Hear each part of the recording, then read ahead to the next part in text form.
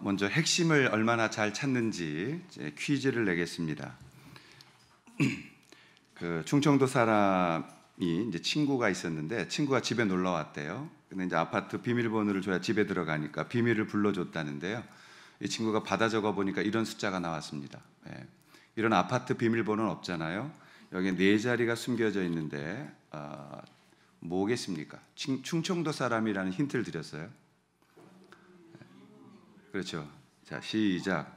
296, 496, 829, 729. 뭔 말인지 모르고 계신 분들이 계십니다.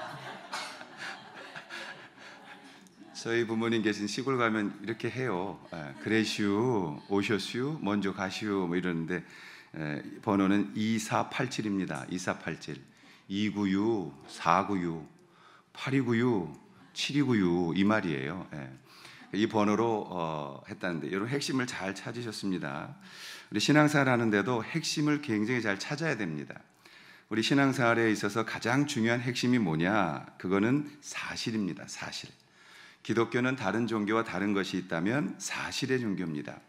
성경도 책입니다. 그런데 그 책이라는 것에 성령의 생명이 역사하게 될 때 그게 말씀화되어 우리 속에 들어오게 되고 그 말씀 우리 안에 들어올 때 우리 안에 정말 하나님을 알게 되고 그 하나님 앞에 무릎 꿇게 되고 그 하나님을 찬양하는 그러한 복됨이 나타나게 되어지는 것입니다. 그래서 성경조차도 바이블이라는 것은 책들이라는 뜻입니다. 근데 그것이 일반 문자로 되어져 있는 기록되어져 있는 책인데 그것에 성령께서 임하실 때에 그 책에 있는 말씀이 생명을 얻게 되고 우리 안에 들어와 계시의 말씀이 되어지는 것이죠. 그래서 이 기독교를 부를 때는 사실의 종교, 사실을 기초하는 것으로부터 시작되어지는 것입니다. 이런 말씀을 왜 드리냐면 오늘날 이 말씀이 자꾸 외면되어지고 있고 오늘날 시대에는 감성적인 시대, 또 감정적인 시대가 되다 보니까 많은 분들이 신앙생활을 사실로 출발하지 아니하고 감정으로 시작할 때가 있어요. 또 교회도 그 부분을 약간은 잘못 가르쳐온 부분이 있습니다. 예를 들면 우리가 그 새생명 과목을 할 때 이동원 목사님이 이제 그 만들어 놓은 교재를 우리도 GMN이니까 같이 쓰는데 저는 새생명 과목은 어느 이 땅에 나와 있는 교재와 비교해도 가장 뛰어난 교재로 생각을 해요. 복음을 다시 나누는 거예요. 저희 교회 처음 오시게 되면 첫 번째 정교인이 되는 과목으로 새생명을 합니다. 근데 이제 새 생명을 나누다 보면 그 새 생명에 이과에 그런 게 나와요. 여러분이 무엇을 안다라는 표현하고 무엇을 믿는다라는 표현하고 어떤 게 더 강력한 확신을 나타내고 있는가라는 질문을 던져요. 그래서 내가 무엇을 안다라는 거냐 아니면 내가 무엇을 믿는다라는 게 더 강력하냐 손을 드세요라고 질문을 던지면 많은 분들이 예상한 대로 내가 무엇을 믿는다 쪽이 더 강력한 거다라고 손을 듭니다. 우리가 교회에서 그렇게 교육받아 왔기 때문이에요. 우리가 교회에서는 질문도 하지 말고 그냥 믿으면 된다, 믿습니다가 아주 이게 너무 신봉되어져서 그냥 믿음 그러면 모든 것으로 다 끝나는 것 같이 해왔기 때문에 그런 것입니다. 그러나 원어로 찾아보게 되어질 땐 무엇을 안다라는 표현이 내가 무엇을 믿는다라는 표현보다 훨씬 더 강력한 표현이고 의지를 보여주고 있는 것입니다. 그래서 이 안다라는 말은 히브리어는 야다라는 말이고 헬라어로는 기노스코라는 말이에요. 이 뜻 안에는 체험을 가지고 있는 거예요. 그래서 바울이 나 보내신 이를 내가 알고 라고 할 때 그게 기노스코, 나를 보내신 분을 내가 경험했고 그분이 누구신지를 알므로 내가 하나님을 알아가고 있습니다 라는 강력한 고백이 바로 이 안다라는 표현에서 나오는 겁니다. 믿는다라는 표현은 나의 의지를 가지고 있는 거예요. 그래서 믿음이라는 것은 그 나쁜 것이 아니지만 먼저 하나님을 알고 체험하고 그 하나님의 주시는 은혜로 우리가 믿음으로 살아가게 되어지는 것이기 때문에 내가 무엇을 안다라는 표현이 더 강력한 확신을 나타내는 표현이라고 설명을 드리게 되어지는 것이죠. 그래서 기독교 신앙의 가장 중요한 베이스는 사실입니다. 그래서 우리가 이 사실적 믿음으로부터 출발하셔야 돼요. 기독교 신앙은 먼저 역사적 사실 위에서 출발하는 거예요. 그래서 성경을 사실의 책이라고 말하는 것입니다. 그러므로 믿음은 사실에서 출발해서 성경으로 나아가고, 성경에서 믿음으로 나아가고, 믿음에서 감정, 느낌으로 나아가는 것입니다. 이 순서가 바뀌게 되면 우리의 신앙생활은 굉장히 많이 흔들리게 되어져 있습니다. 우리 기독교가 다른 종교와 차이점이 뭐냐라고 질문을 하면 많은 분들은 기적을 이야기합니다. 그러나 여러분, 불교도 병이 나요. 이슬람도 기적이 일어납니다. 무당도 놀라운 일을 행합니다. 그러므로 기독교가 다른 종교와의 차이점은 기적적인 측면이 아니라 가장 중요한 것이 있는데, 그게 뭐냐면 부활 사건입니다.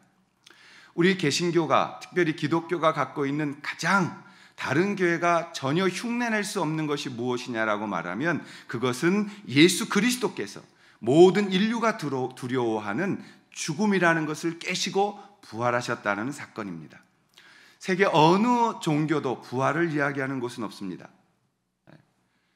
어느 곳에서도 죽은 자가 살아나서 그분이 생명을 주셨다라고 말하는 것은 없습니다. 그렇기 때문에 부활 사건을 믿지 않는 사람은 많이 있어도 부활 사건이 거짓이었다라고 증명한 사람은 없는 것입니다. 오늘 우리가 신앙을 사실에 두기 위하여 오늘은 조금 감성적인 아닌 사실적인 이야기를 좀 하겠습니다. 여러분들이 좀 지루해할 수 있지는 모르겠지만, 먼저 우리가 성경 속에 나타나는 우리가 믿는 사실 몇 가지를 추적하겠습니다. 첫 번째, 오늘 본문을 통해서 예수님 무덤이 봉인되어 있었다는 사실을 먼저 우리가 기억할 필요가 있습니다. 로마 병정들이 무덤에 봉인을 했다라고 20장 1절에 기록되어 있어요. 안식 후 첫날 일찍이 아직 어두울 때 막달라 마리아가 무덤에 와서 돌이 무덤에서 옮겨진 것을 보았다. 근데 이 무덤은 어떤 무덤이냐? 그냥 무덤이 아니에요. 이것은 임봉되어진 무덤이었다라고 성경은 말합니다. 그러니까 임봉된 게 뭐냐면 말 그대로 말하면 로마의 도장이 찍혀 있는 거예요. 이거는 찍어 놓으면 누구도 건들 수가 없는 겁니다. 우리가 요즘 안타깝게도 국세청에서 가압류 나와가지고 뭐 물건에다가 그 딱지 붙여도 아무도 손댈 수 없잖아요. 당시에 로마의 도장이 찍힌 이 봉인됐다라는 것은 누구도 그것은 건들 수가 없었던 것입니다. 예수님의 무덤은 그냥 내버려 두었던 것이 아니라 바로 무덤이 봉인되어져 있었다라는 사실이고, 그 봉인된 무덤은 로마 군인들이 사교대로 이 무덤을 지키고 있었다라는 것입니다. 그러므로 이 무덤의 봉인이 떨어져 나갔다라는 것은 엄청난 어떤 일이 벌어졌다는 것을 사실적으로 우리에게 이야기하고 있는 것이에요. 예수님의 무덤은 봉인되어 있었다. 그런데 그 무덤이 안식 후 첫날 해제가 되어져 있고 열려 있었다라는 게 사실입니다. 두 번째 사실은 무덤이 옮겨져 있었다라는 거예요. 무덤에 돌문이 옮겨져 있었다. 여러분, 마태복음 27장 62절 이하에 보면 경비병과 그들이 가서 돌을 임봉하고 무덤을 굳게 지켰다라고 되어져 있습니다. 사진을 하나 보여드릴 텐데요. 그리고 무덤으로 내려가면은 바로 지상으로 되어 있는 것도 있지만, 사실은 이게 돌이 암석이 밑에 묻혀 있는 것이기 때문에 돌을 이렇게 자연석으로 된 것도 있고 좀 다듬어서 만들다 보니까 그 이스라엘의 무덤들을 내가려면은 고개를 이렇게 좀 수그려야 돼요. 높이가 그렇게 높지 않아요. 한 1m에서 1m 30 되고 안이 좀 넓습니다.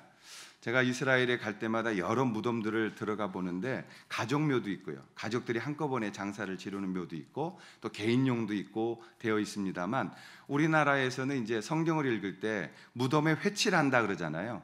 그럼 무덤에 회치를 한다는 말이 한국적으로는 이게 잘 이해가 안 가시죠. 그렇죠? 우리나라는 산소기 때문에 산소에다 누가 회를 칠해요. 그래서 잘 이해가 안 되지만, 이스라엘의 아까 그 무덤을 보시면 돌이로 되어 있기 때문에 그 돌 겉에다가 회를 칠한다 이 말이에요.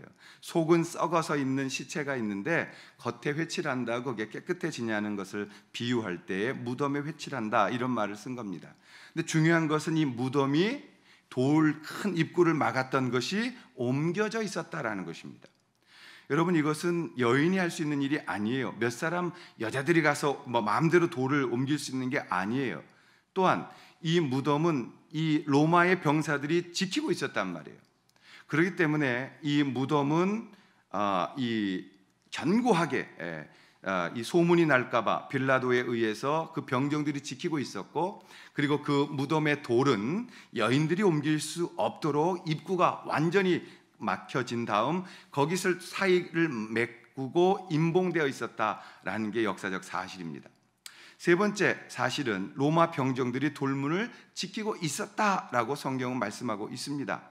마태복음 27장 64절 65절에 보면 그러므로 명령하여 그 무덤을 사흘까지 굳게 지키게 하소서. 그의 제자들이 와서 시체를 도둑질하여 가고 백성에게 말하되 그가 죽은 자 가운데서 살아났다 하면 후에 속임이 전보다 더 클까 하나이다 하니, 빌라도가 이르되 너희에게 경비병이 있으니 가서 힘대로 굳게 지키라 하거늘 이라고 되어 있어요. 여러분, 예수님의 무덤은 로마 병정들이 지켰습니다. 16명이 4번 4명씩 일개조가 되어서 4교대로 아주 철저하게 지켰던 거예요. 그런데 그 문이 놀라운 방법으로 열리게 되어지고 그 돌문이 굴러져가 있고 그곳에 이 혼비백산한 로마 병정들이 마지막 도망을 치게 되었던 것이 사실이죠.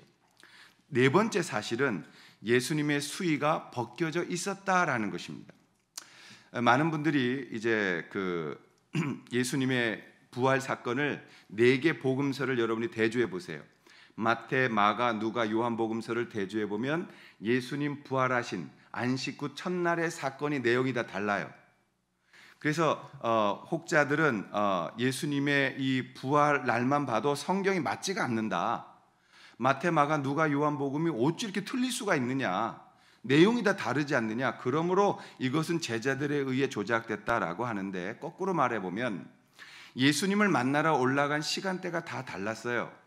그래서 그 당시 그 시간대에 만났던 사건의 내용이 다 다를 수밖에 없는 겁니다.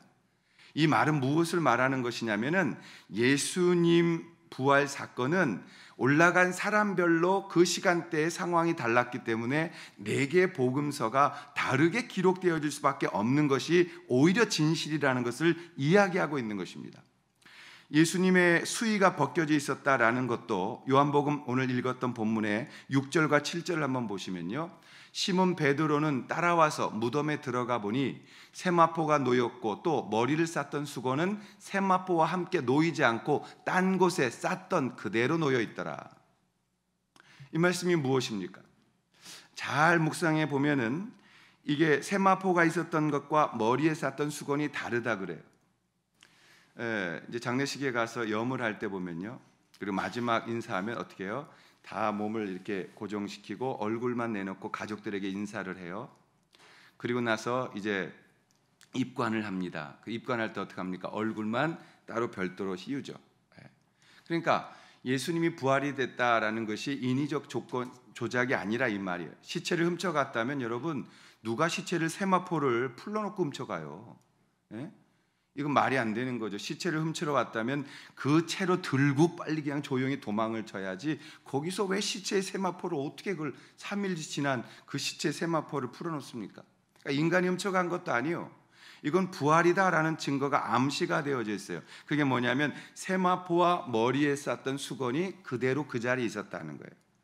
무슨 말입니까?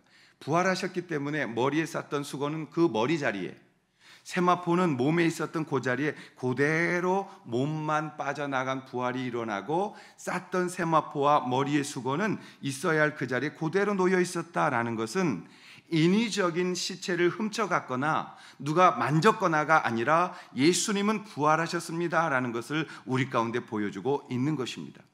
예수님의 수의, 우리로 이 세마포라는 것은 그 로마나 또는 여러분들이 이제 오래된 캐톨릭 교회를 가면 있어요. 터키에도 있습니다. 터키에도 그 오래된 교회 하나가 있는데 저희가 아이들을 데리고 방문했을 때 그 교회에 예수님을 쌌던 그 수의, 세마포라고 하는 게 있어요. 여러분들이 요즘 인터넷에 찾아보시면 건장한 분이 이렇게 누워 있고 그분을 쌌던 세마포가 있고 그 흔적이 예수님의 흔적과 동일하다 그래서 이것이 바로 그 자리에서 발견된 예수님의 세마포일 거다라고 캐톨릭은 굉장히 신성시하는 세마포가 있습니다. 그것이 진리를 넘어서라도 예수님의 수의가 그곳에 그대로 벗겨져 있었기 때문에 예수님의 부활은 인간적으로 조작된 것이 아니다라는 엄연한 사실이 바로 거기에 증거하고 있다는 것입니다. 다섯 번째 사실은 당시에 쓰여졌던 성경의 진실성과 증인들이 사실이라는 것을 말씀하고 있습니다. 고린도전서 15장 4절부터 6절에 바울은 이렇게 말했어요. 장사 지낸 바 되셨다가 성경대로 사흘 만에 다시 살아나사 게바에게 보이시고 그 후에 12제자에게와 그 후에 500여 형제에게 일시에 보이셨나니 그 중에 지금까지 대다수는 살아있고 어떤 사람은 잠들었다.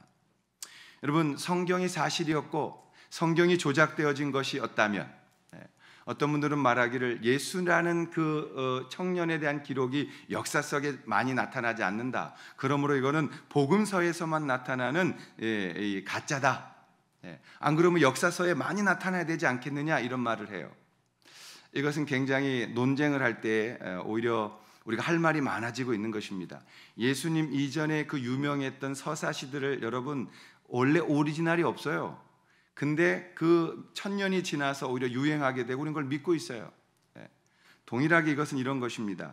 예수님을 그 당시에 따르던 자들이 예수님의 시체를 훔쳐갔고 그것을 조작했다면, 거꾸로 예수님에 대하여 양심을 고백한 자가 있거나 아니면 예수님을 싫어했던 유대인들은 이것에 대한 반박문을 써서 이것은 조작된 것이며 가짜라고 하는 자료들이 더 많이 쏟아져 나와야 되는 것입니다. 예수님 당시에 예수님을 만났던 자들, 그분들이 예수님이 부활하셨고 승천하셨다는 자료는 수도 없이 우리에게 많이 들어오고 있어요. 그리고 수많은 그 간증과 그들의 자료들이 있지만 그것은 가짜였고 제자들이 속였다라고 말하는 그런 자료가 없다는 거예요. 심지어 예수를 가장 싫어하는 분들이 유대인입니다. 유대인들 중에서도 요세푸스라는 역사가는 예수 그리스도의 죽으심과 부활에 대하여 기록하고 있어요. 이것은 놀라운 자료가 되는 것입니다. 가장 역사적 자료에 있어서 중요한 것은 그 반대편 되는 사람이 증거하는 자료가 가장 신빙성이 있는 거거든요. 예수님이 죽으셨고 부활하셨다. 그리고 그분을 만났던 분들이 지금도 있다라는 이 바울의 말처럼 성경이 거짓이었다면, 잘못된 것이었다면 반대적인 양심 선언문도 나와야 될 것이고 세기가 지나면서 얼마나 많은 공격적 문서가 나왔어야 됐겠어요. 그러나 눈으로 보았던 사람들이 살았던 시대는 그런 문서가 없다는 겁니다. 여러분, 이건 놀라운 일이 아닐까요? 그게 거짓이 아니라는 그것을 증명하는 것이라고 믿는 것입니다. 여섯 번째 사실은 이 부활의 교리를 가르친 교회들이 부흥되었다는 사실이에요. 여러분, 초대 우리 성도들은 하나님 앞에서 목숨을 걸었습니다. 목숨을.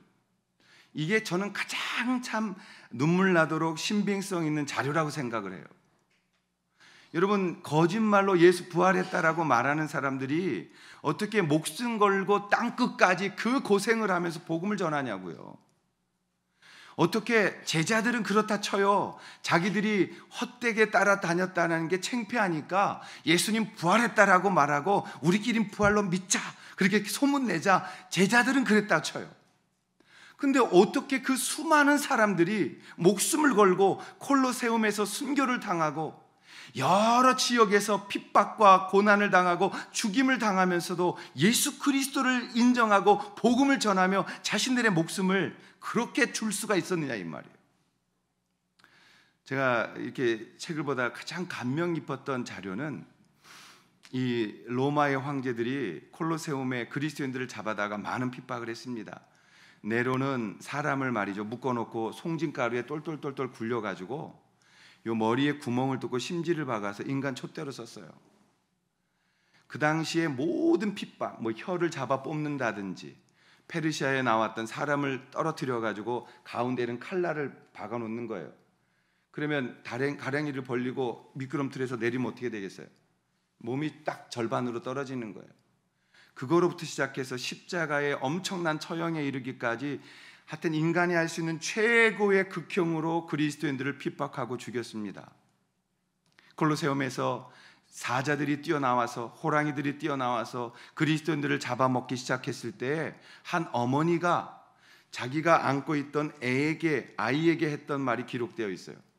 그때 뭐라 그러냐면, 너희들이 지금이라도 예수를 부인한다면 목숨을 살려줄 것이다. 그러나 지금 부인하지 않으면 너희 모든 가족들을 다 죽인다. 근데 이 어머니가 아이의 눈을 가리면서 이렇게 신앙을 고백을 합니다. 얘야, 아플 거야, 힘들 거야. 근데 잠깐만 참어. 죽음 뒤에는 예수 그리스도가 기다리신단다. 여러분, 이게 도대체 세상이 감당할 수 없는 믿음이었어요.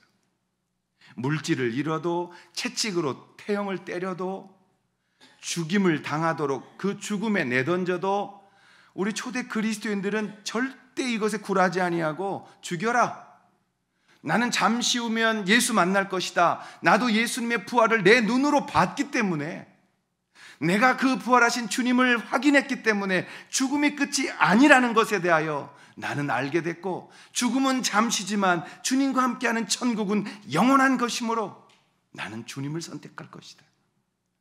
그들이 초계와 같이 목숨을 아이들과 함께 버릴 수 있었던 그 믿음이 어디서 나왔느냐? 눈으로 확인했기 때문이에요. 지금도 여러분, 우리의 믿음이 왜 이렇게 미지근해요? 우리의 믿음이 왜 이렇게 연약해요? 여러분들이 예수님 못 만났기 때문인 거거든요. 우리가 종교인으로 살아가기 때문에 우리는 여전히 생명력 없고 주님이 주신 엄청난 것에 대하여 믿는다고 말하면서도 우리는 이 사실 앞에 서기를 두려워하는 거예요. 초대교인들은 이 복음 들고 땅끝까지 갔습니다. 어떻게 거짓말이라는 걸 들고 땅끝까지 가서 순교할 수 있어요? 어떻게 사도들이 아닌 평신도들, 그 예수 믿었던 그 그리스도인들이 그 모진 핍박을 통해서 세상 끝까지 나아가고, 그걸 통하여 복음 때문에 죽어가고 복음 때문에 고통당하는 삶을 어떻게 살 수 있었겠어요? 이유는 간단했어요. 역사가들은 이렇게 정의 내렸습니다. 그들이 목숨을 버리면서 복음을 전할 수 있었던 가장 큰 이유는 그들이 부활하신 주님을 눈으로 목격했기 때문이라.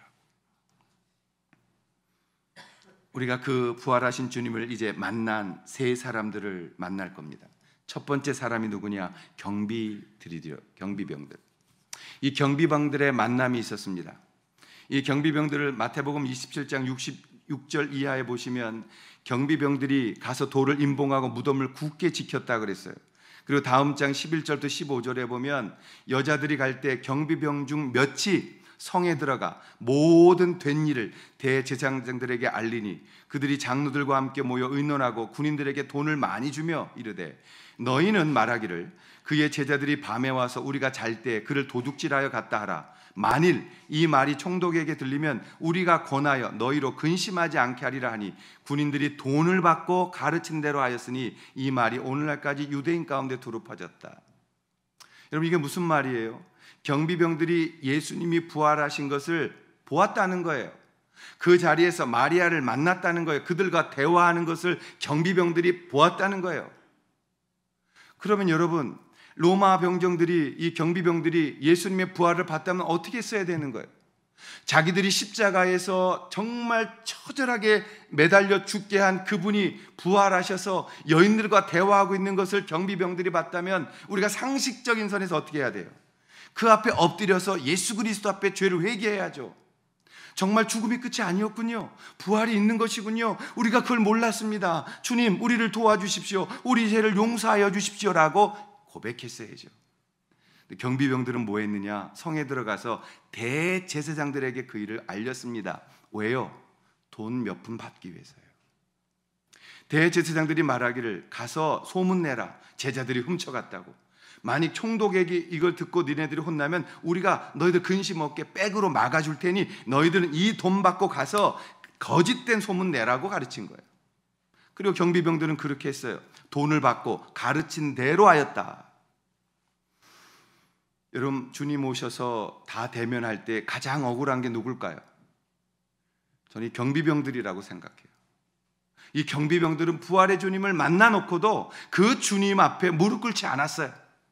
그 주님 앞에 자신들의 신앙 고백하지 않았어요. 얼마나 억울하겠습니까? 어느 인터넷에 조크가 글이 하나 떴는데요. 억울한 죽음이라고 되어 있어요. 69번 버스가 고가도로 넘어가다가 뒤집어져서 많은 사람이 죽었습니다. 가장 억울하게 죽은 사람 3명을 뽑는다면, 이러면서 블랙 조크를 올려놨더라고요. 첫 번째 사람은 누구냐면 졸다가 한정거장 더우는 바람에 죽은 사람이래요. 두 번째 억울한 사람은 버스가 출발하는데 막 달려와서 두드리고 탄 사람. 세 번째 제일 억울한 사람은 69번 버스를 96번으로 잘못 보고 탄 사람. 이 사람보다 더 억울한 사람은 예수님, 부활하신 예수 만나고도 돈 몇 푼으로 예수님 판 사람. 여러분, 부활하신 그 영광을 보고도 그들은 돈 몇 푼으로 예수님 팔고 그것으로 자신의 믿음을 버리고 지옥 가는 길을 선택했다는 것입니다. 우리가 신앙생활 할 때 이 부분을 조심해야 돼. 우리가 이 땅에서 여러분 끝이 아니에요. 이 땅에서 끝이라면은 우리도 세상 사람처럼 그렇게 살아가야 돼요. 조금이라도 손해 안 보려고 하고, 조금이라도 내 것 뺏기지 않으려고 하고, 양보하고 섬기는 것 하면 안 되는 것입니다.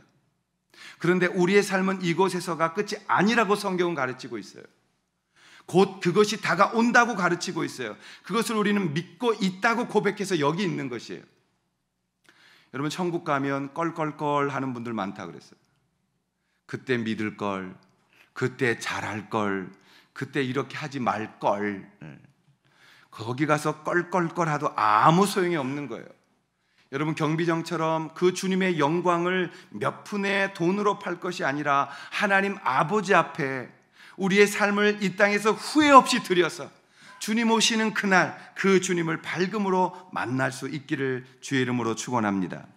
두 번째 만난 사람들은 제자들이에요. 제자들의 만남.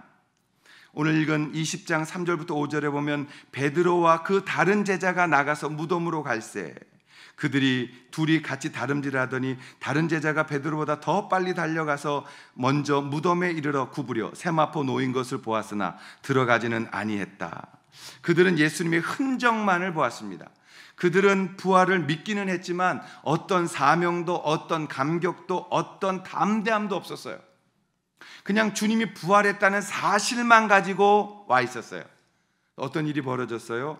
오늘 본문 20장 19절에 보면 이날 곧 안식 후 첫날 저녁 때 그들이 첫날 예수님의 부활을 보고 와서 유대인들을 두려워하여 모인 곳에 문들을 닫았더니, 주님의 부활을 보고 오히려 용기를 얻은 게 아니라 더 두려워하여 자기들의 문을 걸어 잠그고 세상으로 나아가지 못하고 있는 이 제자들을 보게 되어지는 것입니다.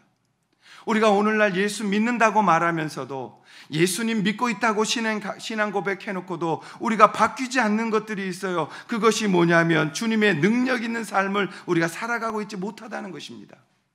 우리가 입으로만 믿고 있는 신앙이 되어져 있다는 것입니다. 사랑하시는 여러분, 우리가 정말 성경 믿는다면 그 성경 믿는 것에 그것이 여러분 것이 되셔야 풍성한 삶을 누릴 수 있게 되어지는 겁니다.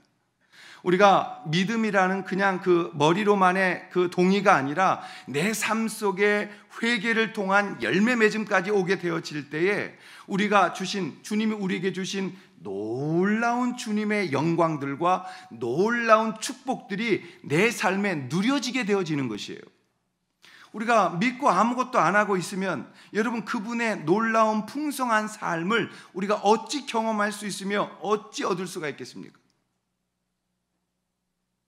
오늘 우리가 주를 위하여 이 일을 시작할 때 우리가 문을 걷어 잠그는 것이 아니라 열고 밖으로 나아가서 주님 말씀 앞에 순종하여 땅끝까지 이르러 복음을 증거하는 일에 자신을 드리게 되어질 때에, 그때 우리가 하나님의 주신 풍성한 것들을 내 삶에 누려갈 수 있게 되어지는 것이에요. 어떤 분들, 많은 분들이 질문해요. 신앙생활은 내가 구원받는 게 아니라면서요. 그럼 나는 무엇해요? 라고 말합니다. 여러분이 무엇할 필요가 없어요. 잘 들으십시오. 예수님의 은혜가 여러분에게 오면 여러분은 신앙을 고백하게 되고 하나님 앞에 회개하게 되고 성령 체험하게 되어지고, 그리고 구원받은 자로서의 위치를 갖는 거예요. 그러나 그 다음부터 하나님이 주신 풍성한 것을 내가 누리기 위해서는 내 삶으로 그 말씀을 순종하려 나아가는 자발적 동의의 기쁨의 순종이 나오게 되어지는 것입니다. 그게 없으면 여러분 신앙생활하면서 여러분 안에 절대 이게 경험되어지지 않아요. 체험될 수가 없어요. 마치 머리로만 보고 예수님의 부활만 체험했던 제자들처럼.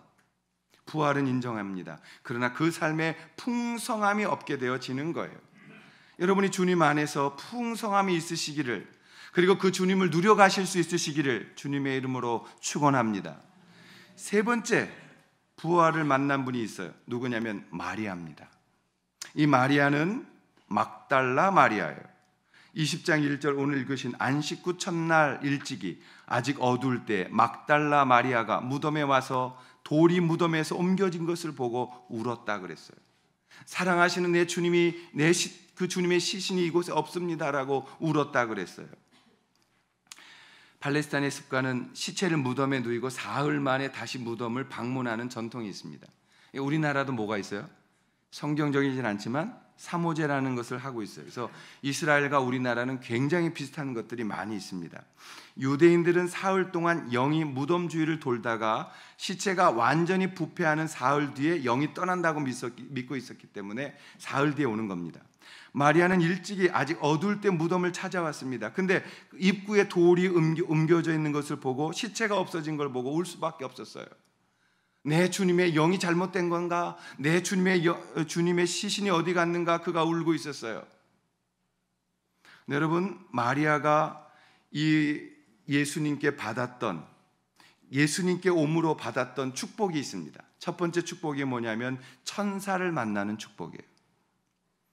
자, 20장 13절에 보면 천사들이 이르되 여자여 어찌하여 우느냐? 이르되 사람들이 내 주님을 옮겨다가 어디 두었는지 내가 알지 못함이니이다. 부활의 주님을 찾아온 마리아는 뜻밖의 첫 번째 선물을 받아요. 바로 천사를 만나게 되어지는 것입니다. 그러니까 주님 앞에 이 귀한 마음으로 나올 때, 그 부활하신 주님 앞에 나아갈 때 우리는 천사를 만납니다. 그런데 천사만 만나는 게 아니에요. 많은 분들이 아직도 우리를 천사가 지킨다고 해요. 그러나 여러분, 천사보다 더 귀한 분이 우리를 지키는 거예요. 그게 뭐예요? 두 번째 누구를 만납니까? 마리아는 부활하신 예수님을 제일 먼저 만나는 축복을 누립니다. 자, 20장 15절 말씀인데요. 예수께서 이르시되 여자여 어찌하여 울며 나를 찾느냐 하시니, 주께서 울고 있는 마리아를 만나 주신 거예요. 그 예수님의 부활하신 첫 번째 모습을 당신을 너무나도 사랑했던 그 여인에게 보여주고 계신 거예요. 여인이여 여자여 어찌하여 우느냐? 아주 극존칭을 하시는 거예요. 왜 울고 있느냐? 내가 여기 있다. 여러분, 지금은 천사가 우리를 지키는 것보다 더 중요한 성령이 여러분을 지키고 계심을 믿으시기 바랍니다. 우리가 주님께로 나아가면 그 주님을 만나는 영광을 주시는 거예요. 그것도 첫 번째, 가장 먼저 주님을 만나는 놀라운 은혜를 우리 가운데 부어 주시는 것입니다. 이런 걱정 저런 걱정 우리가 힘들어합니다.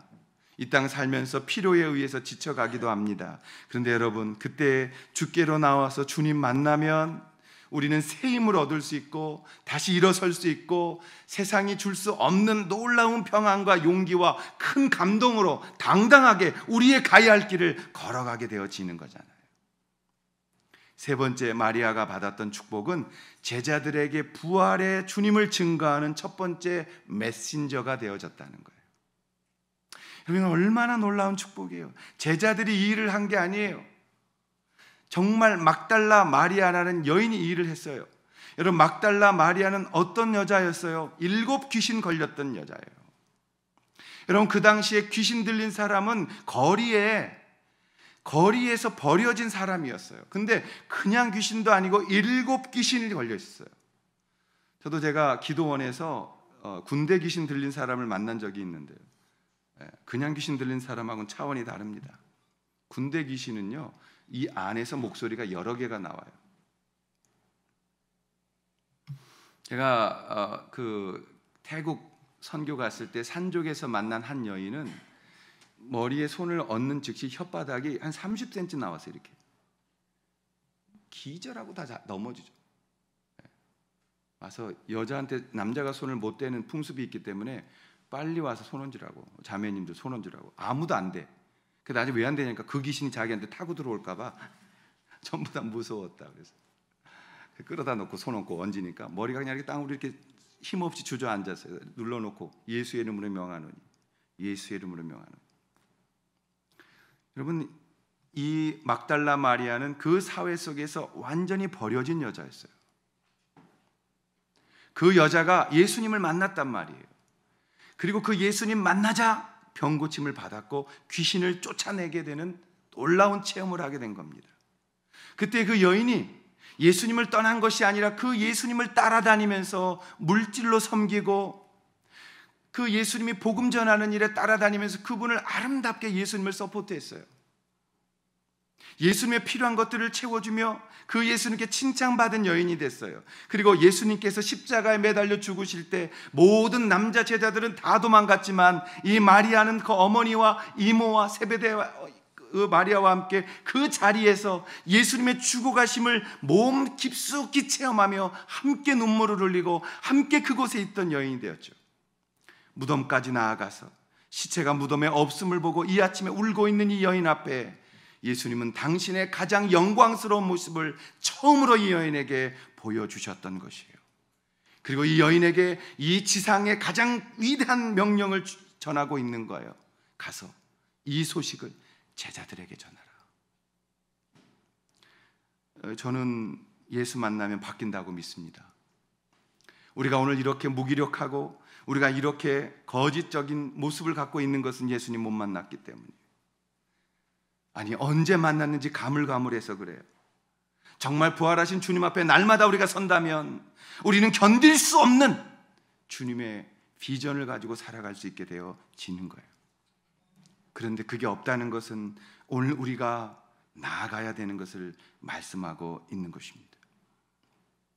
우리가 우리답게 살아야 돼요. 그 정의를 잘 내리셔야 돼요. 우리 장로님들은 장로님답게 사셔야 돼요. 우리 권사님들은 권사님답게 사셔야 돼요. 우리 집사님들은 집사님답게, 안수 집사님은 더욱더 안수 집사답게 사셔야 돼요. 목사는 목사답게 살아야 돼요. 많은 분들이 저한테 그래요. 목사님 같지 않다고.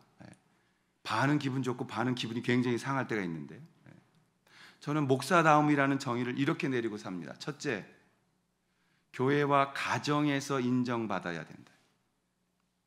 저는 솔직히 말하면 여러분 얼마든지 속일 수 있어요. 아니, 제가 살아온 것과 또 제가 살고 있는 인생이 여러분에게 다 드러난다면 여러분들 교회 안 오실 거예요. 정직하게. 주님 오시는 날까지 주님이 잘 숨겨주시기를 기도하고 있습니다. 근데 이게 다 드러나는 데가 있어요. 드러나는 데가. 어디예요? 집이에요. 집에서 우리 남자 집사님들, 권사님들, 장로님들, 아내에게 인정받으셔야 돼요. 아멘. 누가 아멘을 해야 되는데 모르겠는데 여자분들이 아멘을 하세요. 우리가 가정에서 인정을 받지 못하면 안 돼요. 그거는 나와서 종교인 되는 거예요. 두 번째, 저는 목사답다는 것을 동네에서 좋은 아저씨로 인정받는 것이라고 생각해요. 여러분, 우리가 살아가는 그 동네에서 좋은 사람으로 인정받으셔야 돼요. 목사기 때문에, 집사기 때문이 아니라 내가 예수님 만난 사람이기 때문에 내가 살아가는 삶의 터에서 존경받고 귀함받고 칭찬받는 사람이 되어져야만 그것이 우리답게 살아가는 거예요. 교회 안에 와서는 망가져도 돼요. 왜? 우린 가족이잖아요. 여기서 아멘 안 하면 어쩌자고 아멘을 안 하시는 거예요. 우리는 예수 믿는 그 예수님 때문에 가족이 된 거예요. 그게 사실이에요, 여러분. 우리가 이 사실을 자꾸 그냥 대충 넘어가는 게 있어요. 그래서 이 교회 와서 마음에 들면 좀 있다가 마음에 안 들면 다른 교회로 가지, 무슨 클럽 옮겨 다니듯이, 무슨 밴드 옮겨 다니듯이, 무슨 취미 클럽 모임 가듯이 우리는 교회에 대한 첫 출발부터가 사실에서 출발하지 아니하고 내 상상으로부터 출발하는 거예요. 교회의 한 식구가 되었다는 것은 예수 그리스도로 말미암아 적어도 우리는 한 가족이라는 신앙 고백을 필요로 하고 있는 거예요. 그 고백 안에서 우리가 물질을 함께 나눠 쓰고 같이 떡을 떼며 같이 기도하며 같이 하나님 말씀을 받아 하나님 안에서 같이 살아가는 인생을 우리가 만들어 가겠다고 고백하는 게 교회라는 공동체며, 그 교회가 하나님의 몸된 예수 그리스도의 신부가 되어지는 고귀한 우리의 삶의 가족, 영적, 육적 가족이 되어진 거예요. 제가 이 설명을 여러 번 장인, 장모 예를 들어가면서, 시아버지, 시어머니 예를 들어가면서 설명을 드렸잖아요.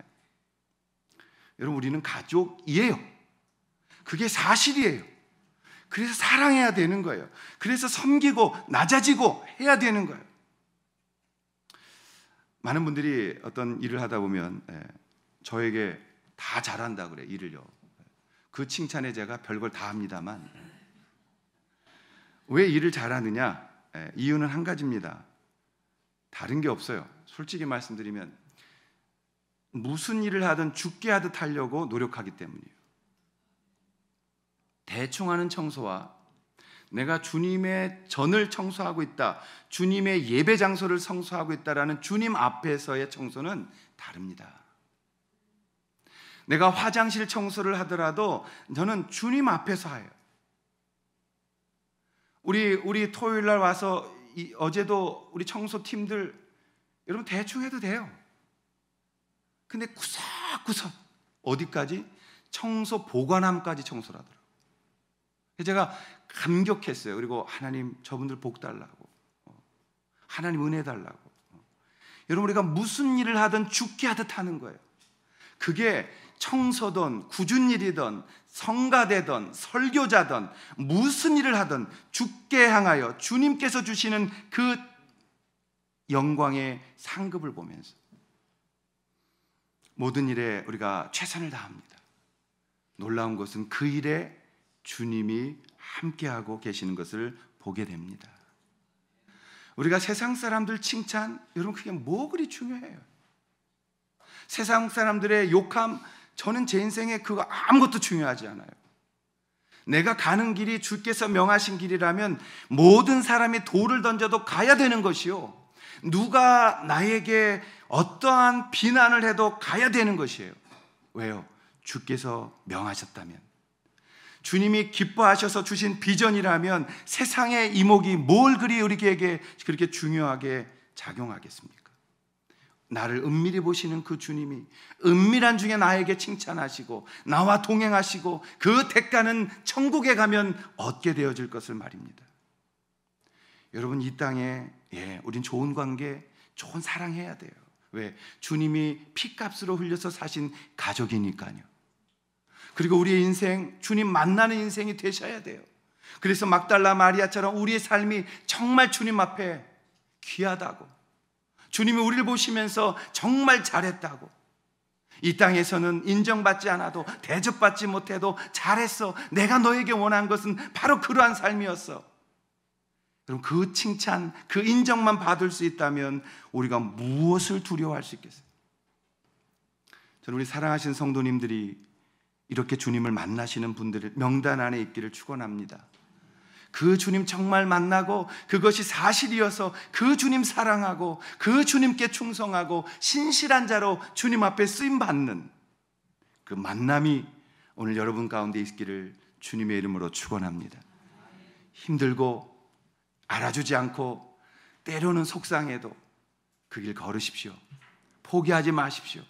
주님 보고 계시고 그 주님 보시는 주님께서 우리의 필요를 이 땅에 채워주실 것이고, 우리가 지쳐있으면 와서 안으실 것이고, 우리가 못걸으면 업고 걸어갈 것이고, 그리고 우리가 힘들어하면 우리에게 당신의 음성을 들려주시고 당신의 현존하심을 보여주시고, 그리고 우리를 안고 걸어가실 걸 믿으십시오.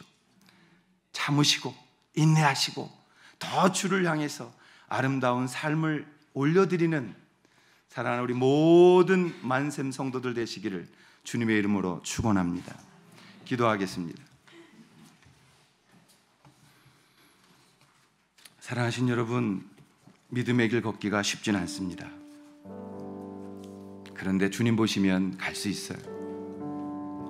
언제부턴가 우리의 눈이 난 이만하면 됐어, 난 할 만큼 했어, 난 이 정도 하고 있어. 아니요, 주님은 다를 원하세요. 할 수 있는 한 모든 것을 주님 앞에 들려드리고 다시 그 사랑으로 돌아가는 겁니다. 주님 우리를 어떻게 사랑해 주셨는지, 주님이 이 교회를, 우리 교회를 세우기 위해서 어떤 대가를 지불하셨는지, 그리고 지금 우리에게 무엇을 함께 하자고 명하시는지.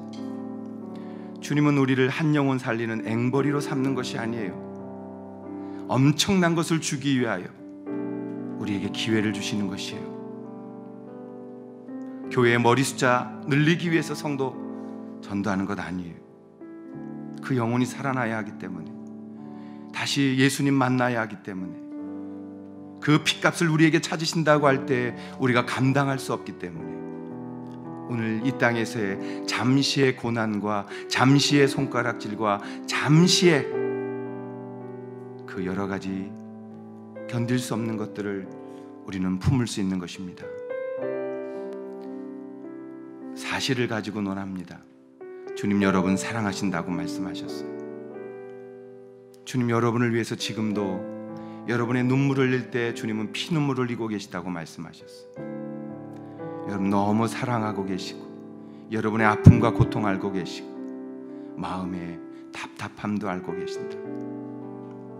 우리 주님께로 나아가서 이 주님 만나고 이 주님 앞에 우리를 드릴 수 있는 그러한 믿음의 걸음 될 수 있다면, 그러한 목장 식구들이 돼서 함께 사랑하고 함께 주님을 향해 걸을 수 있는 우리의 가족들이 되어줄 수 있다면 우리는 그곳에서 주님 보게 될 것입니다.